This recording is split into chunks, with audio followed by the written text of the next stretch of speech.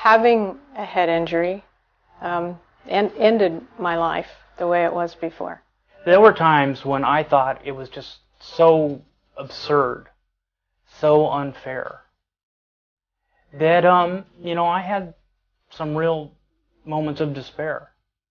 The thing that I miss the most is having the capabilities and ability that I used to have. Now just in shock. Why am I here? Why am I speaking funny? Where am I? Anita, Chi, Alan, and Brian have had traumatic brain injuries, or TBI. Almost 250,000 Americans are hospitalized every year with brain injuries. TBI can alter an individual's physical abilities. Even more devastating are the potential personality changes and loss of cognitive skills. People may have paralysis. They may have problems with speaking or understanding language. They may have problems with double vision. They may have difficulty with moving about.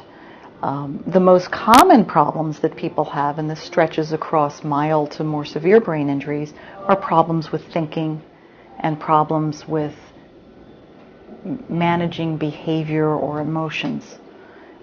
Even for people who have relatively mild brain injuries, they often have a more difficult time with thinking. They may think slower, takes them longer to process information. They may have problems with their memory.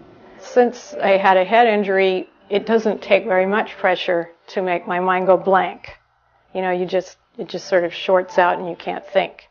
And so I have to do a lot of things to sort of organize the way information comes in and control how much comes in so I don't get overwhelmed by too much at once. If I'm able to do that, then gradually I've been able to return to the kind of work I used to do, which is really important to me.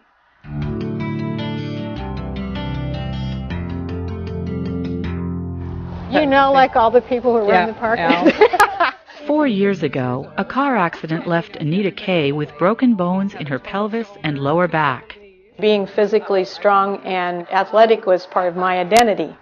The day before the accident, I ran around Discovery Park, for example. So it was hard to go immediately, in one day from someone who does that to someone who can't even stand up. Anita regained much of her physical abilities through rehabilitation therapy and a lot of determined work. But she had a brain injury as well, and that has been the longest part of Anita's recovery. I had no idea going in how long it would take, and I think it's really important for people to be realistic or to know they're in for a long haul. About 9 months after my wreck, I had a neuropsych evaluation, and the neuropsychologist said that with the kind of head injury I had, it could take 4.5 years for it to be better. And I got very angry when I heard that. I thought he was a quack. I thought he didn't know what he was talking about. I was in complete denial, and I completely pushed that information away. Anita was a health policy system analyst who worked with a lot of data. Immediately after the accident, she couldn't read, and she couldn't do math. In traumatic brain injury, oftentimes there is damage to the neurons. And those neurons carry out our vital functions of thinking, of emotions, and all of our physical behaviors. When there is damage to certain of our neurons, there's inefficiency in how the brain processes information. When I'm working on a problem in data analysis, in the past I could track mentally the steps in the process. Now it's difficult for me to do that, so I've had to change the ways I do my work. I open up, like on a computer, I open up a separate window and I write notes about each step that I go through, even for sort of relatively simple processes, because I can't trust myself to, get a line of thought going again and hold it after I've been interrupted, or follow it all the way through if it's really complex. Learning to make adjustments and preparing to go back to work are part of rehabilitation. There are people called vocational rehabilitation counselors who can help sit people down and work out what are they good at, what kind of work or productive activity is out there that they might be able to take their old skills and learn some new things and apply them to a new kind of work or a new kind of volunteer activity so that they can have productivity in their life and feel accomplished. Answering those questions is the first step. Next is fitting an individual's new abilities into the workplace. Sometimes they're very, very marketable, and then also some things that have to be worked around, or in certain cases we're going to have to get resources and assistive technology and other kinds of things to help you work around your barriers. The job's going to have to be done differently, procedurally, or we may have to modify the workstation, or we may have to use a certain type of computer program to help you do the work better. They help me work toward those goals, and they would adjust the therapies that would help me to develop abilities that would get me back to what I want. And those things for me, again, were to be able to go back to work, doing something like my former work, to be able to go back outside and enjoy athletics again. And so that helped a lot. I think support groups are helpful also. Hopefully it's a support group that really has a focus about optimizing community adaptation. But, feedback from your peers, sometimes it's easier to accept from another person with a brain injury than even loved ones. Anita continues to recover, continues to define the way she lives now. Recently, after all the weather with all the big windstorms, I've been watching a osprey nest. There's a tall pole along, Marine Drive. There's an osprey nest up there. So I've been watching, a situation where roofs have blown off, trees have fallen over, all of this destruction, but that nest is still up there. And that's what I do now. It's like I want to look around me every day and find things that are an inspiration to keep going. Traumatic brain injury happens when force is applied to the skull. What happens is that the force is transmitted through the skull, and the brain, which is a very soft material, kind of on the order of cottage cheese, gets this force applied to it, and not surprisingly, deforms, has bleeding, has swelling, and that ends up either destroying or at least partially damaging the neurons that make up the brain. It's ironic. It's a fragile item. It's this 3-pound substance with, a nice, tough, skin-like covering. I love the Latin term for that. As someone with a tough Italian mother, I like the notion of dura mater, tough mother, is what protects it. And the cerebral spinal fluid protects it. The skull is very thick. It protects it. There's really a tremendous amount of protection, but there are also a lot of things that can go wrong in a severe traumatic brain injury.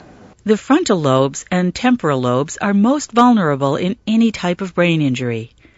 Damage to those lobes affects a person's executive functions, including analyzing information, problem-solving, decision-making, and much more. The temporal lobes overlie two really important deep structures within the brain, the hippocampus that's really important for memory, and the amygdala that's very important for rage reactions. So people with temporal injury are often or can be quite irritable. People may say things very impulsively or may do impulsive things that they would not ordinarily do. They may not be able to manage outbursts of anger because that sieve that usually helps them to react more appropriately may not be working very well. So they may say or do something that they later regret.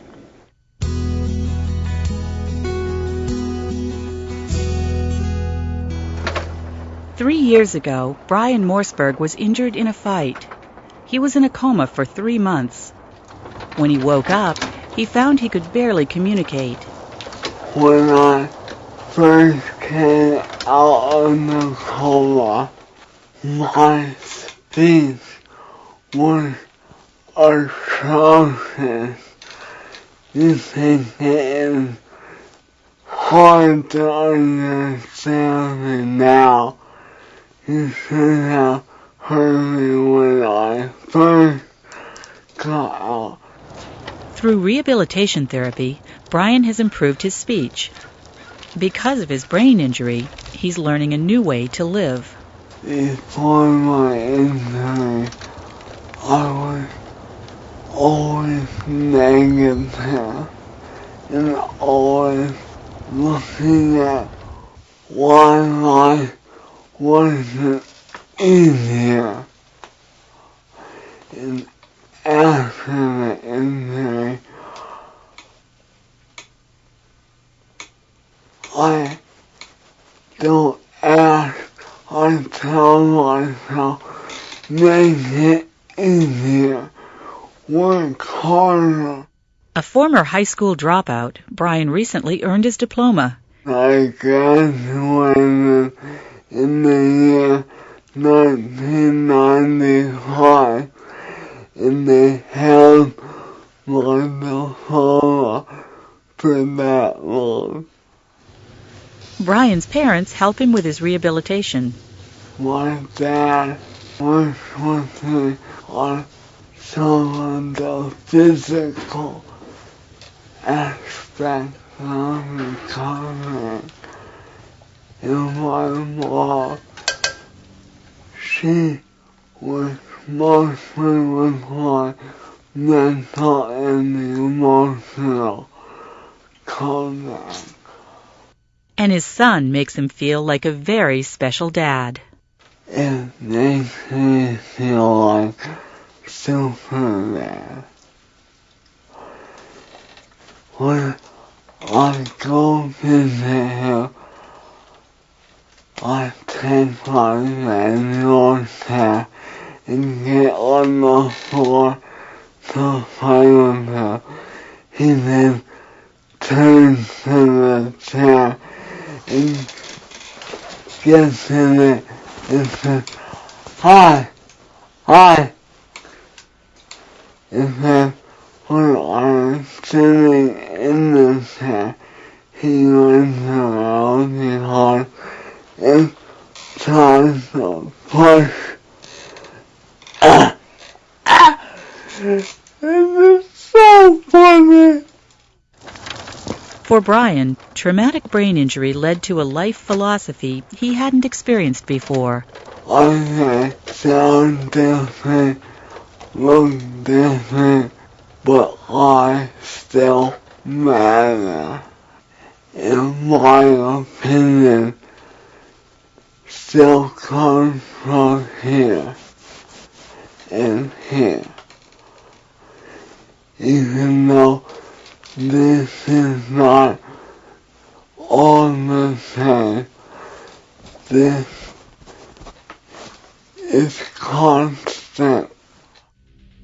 There are three main types of brain injuries: contusion, axonal injury, and bleeding. The first one is contusion to the brain, which is essentially a bruising of the brain matter, where there's some bleeding inside the actual body of the brain.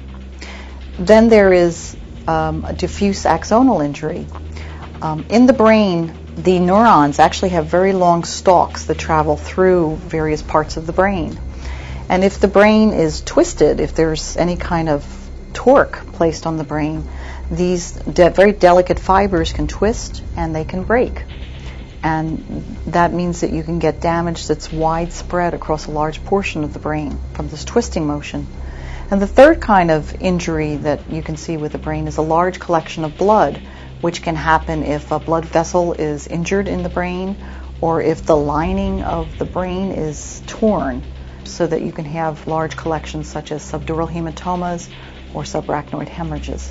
Those injuries may be mild, moderate, or severe. So I'm going to be doing a kitchen evaluation today to look at your safety in the kitchen. In a mild brain injury, typically the person has not lost consciousness or lost consciousness only for a very, very brief period of time. The prospects for recovery relatively rapidly are quite good. And within several weeks, a good number of people have recovered entirely. The majority of people will recover with a mild brain injury within several months to a year. When we get up into the moderate and severe injuries, the difficulties become accordingly much more significant. Severe traumatic brain injuries are usually caused by a high-speed impact, followed by 24 hours or more of unconsciousness. The first stage of treatment is to get the person stabilized medically. There is a host of things that need to be treated emergently to save the person's life. Once that person becomes medically stable, the second phase of treatment may start, and that is in rehabilitation. Maybe a message of hope for everybody who's trying to get back on their feet, whether from mild, moderate, or severe, that the appropriate treatment can really make an important difference in how people cope, and to not give up on getting that treatment.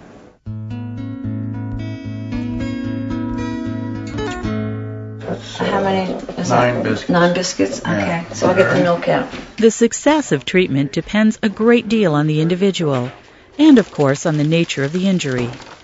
Another important factor is support from friends and family. Coping with this kind of injury is one of the toughest things any person could ever be asked to do, because they're really coping with an alteration in such basic components of who they are as a person that it creates a huge challenge to their identity as a human being and their sense of meaning and value. It can challenge all of their roles within a family and in the community and in a workplace. Place on a surface generally sprinkled with bisquick. Okay, so I've got the board over there for you. It's been 4 years since Alan House crashed his motorcycle. His helmet saved his life, but it didn't entirely prevent brain injury. Short-term memory comes and goes, and when it goes, something else fills it up, and then it goes. And it's hard to recall what was there before.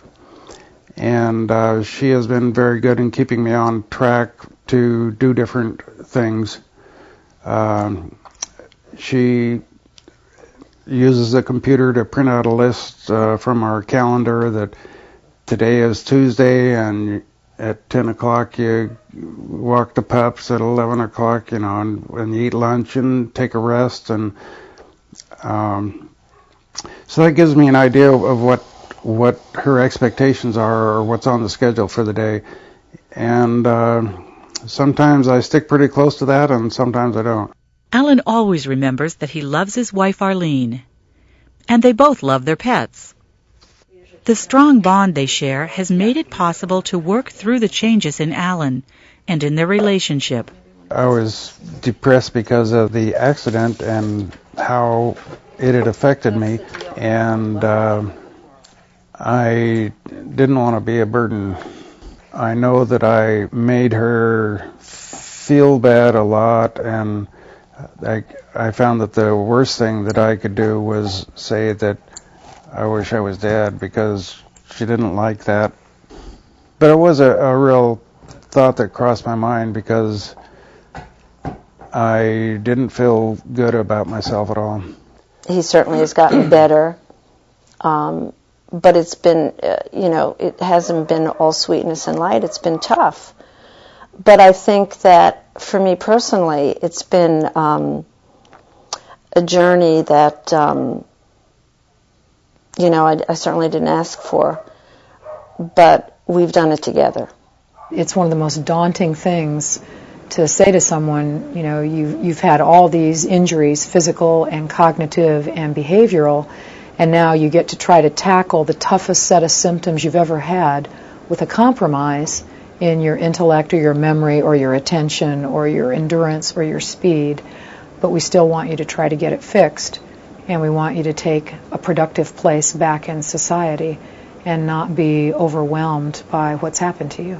People may seem to have problems with get up and go. They have difficulty with initiating activities so that they look lazy. And it's not that they're lazy, it's that the brain is not giving them that impetus to do what needs to be done. They can tell you what they have to do, but getting to do it is a whole nother story. While you're doing that, I'm going to see that the soup is cooking. Okay. As Alan relearns the tasks of everyday living, there can be frustrating moments. I think I usually cope by, banging my head against it or getting into it more to see if I can figure it out. And sometimes I can, and sometimes I think, well, I guess I'll try that later. Well, sometimes, yeah, you just walk away from it. We do a timeout, and you just kind of walk away from it for a while. And sometimes I get tired of walking. Yeah. But I can usually tell, and I'll come in and distract them. For the family member, my main message to them in the course of the recovery is patience. It's patience. Recovery from traumatic brain injury takes time and takes treatment, but oftentimes time. Sometimes the families kind of take it on the chin because all of the frustration and the maybe anger or disappointment that people have is sometimes directed at the people that they feel safest with, which are their family members. And it's important for families, I think, to understand this, to remember that a family's job is to provide love and support and to help someone get professional help, but not to do it all by themselves. They can't carry the whole world on their shoulders. They have to get help. This is the timer right there. Okay. Did I say 8 minutes? Yeah. Ask for help. Ask people, ask your friends, because if you're not taking care of yourself, you're not going to be able to take care of your survivor, your loved one. Recovery is possible, and I think that's important for everybody to know that as hard as it is, people get better. People get a lot better, and life doesn't stop after a brain injury. Join a group when you're ready. You have to be ready to do that. Join a survivor group, or in a support group, rather, to have other people to talk to. You have to talk to other people. To be exposed to other people and to learn about their injury and be able to compare it to other people. I mean, I think that's been very helpful to me.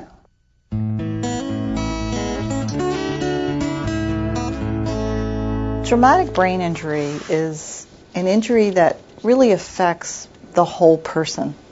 It affects everything they do because your brain is who you are. I just wanted to prove to myself and the world that I still had something upstairs. So I read and played chess and just did mental things to try to prove to myself that I could still do it. 20 years ago, Chi Navarre was a high school honors student in Eastern Washington. I was riding in a car with my friend, and we were coming back from Lake Chelan, headed to Wenatchee. And my friend bent down to get a tape, drifted into the oncoming lane, and went off into the rough on the oncoming side, swerved back into the lane to hit the oncoming car head on. He was airlifted to the trauma center in Seattle for surgery, then taken to Seattle Children's Hospital for 3 months of rehabilitation. That was occupational, speech, physical, all the therapies. And I was partially paralyzed. I think they call it hemiparesis on the left side. So I had to learn how to use my left side again. Had to learn how to talk again, learn how to walk again, learn how to eat again. So there's a lot, there's a lot to do. Chi returned to high school and graduated with his class. As a student, it was discouraging to be intelligent, but not always be able to demonstrate it. It was the typical symptoms of head injury, like executive function problems, like organizing and keeping track of things and focusing, stuff like that.